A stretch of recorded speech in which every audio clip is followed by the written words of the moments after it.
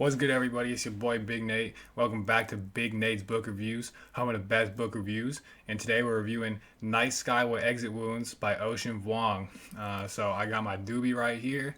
It is ready to be sparked, and we are smoking this one for Ocean Vuong. We are smoking this one for Ocean Vuong.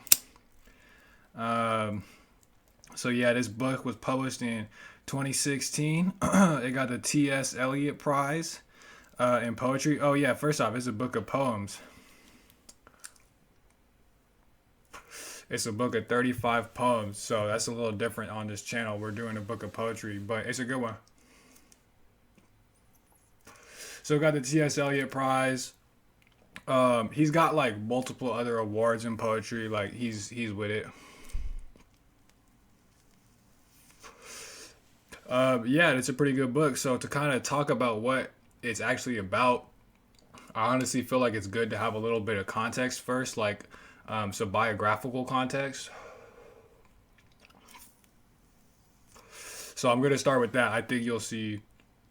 I think you'll see why. So Ocean Vuong was born in a rice village outside of Saigon, and I believe when he was 2 years old, his parents emigrated out of Vietnam to the Philippines and then to the U.S. to Connecticut during the fall of Saigon. So they're kind of, it's actually quite relevant to the other review I did of The Sympathizers, which takes place in the beginning of the fall of Saigon. So we have another Vietnamese author here, Ocean Vuong. Shout out Vietnam, bro. Shout out Vietnam, for real though. So anyway, that's kind of his story. And he is also, he's the son, he was born in Vietnam, raised in the United States by family who was directly impacted by the Vietnam War, obviously. And they're sort of like, immigrants, you could say like refugees. And furthermore, just to top it all off, Ocean Vuong is gay. He says he's like queer. I think that's like gay. You get it. So yeah, he's basically this child born in Vietnam, raised in the U.S., queer. And I say all that because that's basically what this book is about. Like that's essentially all the themes that you would deal with in a life like that. Like it ranges, themes range from war and violence and trauma and family and grief, and the body and sensuality and sexuality and maybe even furthermore homosexuality. It is a tour de force, as they say. It is a tour de force. So overall too, so that's basically like what it's about, is these 35 poems that kind of cover all those things and more. You feel me? And more. But overall, like just in terms of writing quality at its best, I will say it's very lyrical. It's very like elegant. There's a lot of imagery. It's just very good at making you feel some type of way. Do you feel me? Like you'll read them and be like, and it'll kind of like, ooh, okay, like that's crazy. Like, so, and that's kind of to me the litmus test of a good poem is when it makes you think. You feel me? Makes you like reflect. And he has a lot of that in here. I'll give him that. Something interesting he does sort of stylistically. Is he draws on mythology. There's a poem in here called Telemachus or some. It's based off a character, a son in the Odyssey by Homer.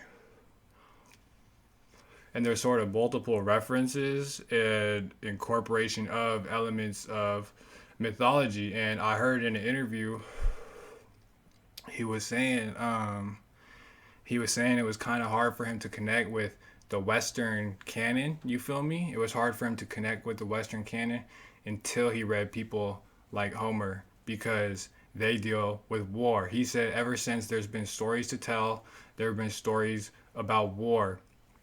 And it's sad but true kind of deal. And that's true. And he was instantly, he said when he read the Odyssey, he saw so much of Vietnam in there. And it's like, bro, give him that. Give him that because that's insane right there. That's fucking facts. That's fucking facts. So anyway, he's just kind of got that. He also relied. He also like was inspired by Emily Dickinson, who lived during, I believe it was the Civil War. It was some type of war. I'm not gonna lie, I don't know, but so right off the bat, that's kind of cool. So what's also sort of, I don't know if this is unique to him, if it's unique to Ocean Vuong, but he does have what I kind of consider this Vuongian style of, in the same breath, mentioning two sort of like contrasting things. Like in the same breath, he'll talk about war. He'll talk about like sex. In the same breath, he talks about death and destruction and despair. He'll talk about beauty. Like, I don't know if that's a Wongian thing per se, but it's a presence throughout this book, if you ask me. Just the juxtaposition of all these different things together. Yeah, it's really quite a good book, honestly. The more I kind of like, I've almost reread the whole thing. It's pretty fucking solid. If you feel me, like it's good. But that is like kind of a unique style to me, because I don't know, it kind of just hits home. Like they seem contrasting, but really he kind of almost shows that they're complementary. He shows that they're like complementary. So I'm gonna give like this is a Big Nate real world example. A long time ago, I was like walking back to my car doing my thing, and I got clocked in the fucking head by somebody just running past. They just clocked me in my head, and then I get up, second person, boom, clocks me in the exact same spot. So I'm like bleeding all over the place. I'm like all fucked up. And I'm just like out of nowhere too, boom, like a flash. That's kind of something like this. Why this can all life can change in a heartbeat kind of thing, overnight. So anyway, just like boom, bam, and then I got hit, and then I'm like, and then I come up and I just kind of yell some shit like "fuck you," like what the fuck, like some shit like that. And then he's coming back like roo roo rah rah. He's like, he's like, you want some more of that, homie? He got the gun pointed. He had the chrome, bro, pointed at me. He said, "You want some more of that, homie?" And he's wired. You feel me? He's big eyed. Like he ain't in his right mind a little bit. You feel me? And he's got it pointed at me. So I'm like, no, I do not want any more. So I just back up, and luckily or whatever, they just go and they just keep running. I think I heard shots earlier, so I think they shot a party up, and I was just they just said fuck it, bro. I really think that's exactly what that was. But anyway, so it was like kind of, I had to get like stitches and everything. It was like crazy. I was in the ER till like 5 a.m. Crazy shit. But yeah, honestly, that night, next few days, and to this day, it's just kind of like it almost gives you in the face of those kinds of things. As a result of those kinds of things, it gives you a newfound appreciation for life and just living. You feel me? Because accidents happen. People get shot over less. You know what I'm saying? I'm not trying to make it out like some crazy thing, but there was like a non-zero chance that I got blasted. I got knocked down, as they say. But anyway, it probably wasn't gonna happen, but it was enough for me to be like, dang, bro, like it coulda. So newfound appreciation for life. So I like those. So I'm saying the things that he juxtaposes that seem sort of opposite or like out of place or whatever, like he kind of connects them.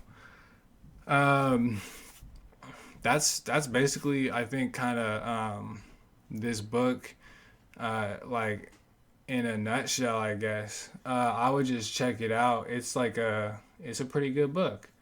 And Ocean Vuong is like a chill fucking bro. Look at this.